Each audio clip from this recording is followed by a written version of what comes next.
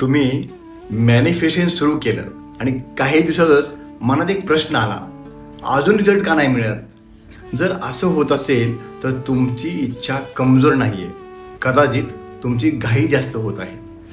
आपण एखादं गोल ठरवतो, ॲफर्मेशन करतो, व्हिज्युअलायझेशन करतो, मेडिटेशन करतो आणि मग मन म्हणतं आता किती दिवस थांबायचं.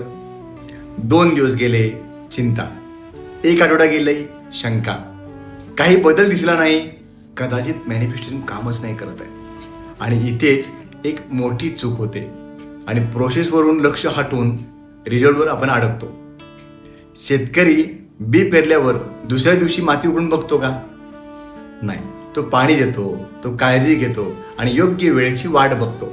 कारण त्याला माहिती असतं प्रत्येक गोष्टीला तिचा एक नॅचरल टाईम असतो. तसंच मॅनिफेस्टेशनमध्येही असतं. तुमचं काम आहे क्लॅरिटी ठेवणं, बिलीफ ठेवणं, ॲक्शन घेणं आणि कन्सिस्टन्सी ठेवणं.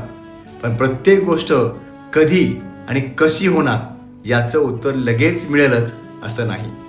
घाई म्हणते मला आत्ताच पाहिजे आणि विश्वास म्हणतो माझ्यासाठी योग्य ते योग्य वेळी येत आहे. ही दोन्ही एनर्जी पूर्णपणे वेगळी आहे आणि म्हणून आजपासून तुमच्या ड्रीमला डेडलाईन देण्यापेक्षा तुमच्या डेली ॲक्शनला कमिटमेंट द्या. रिझल्ट कधी येईल यावर कमी लक्ष फोकस करा. आज मी काय करू शकतो यावर जास्ती लक्ष द्या. बीजाला ओढून झाड बनवता येत नाही, पण त्याला रोज पाणी देता येतं.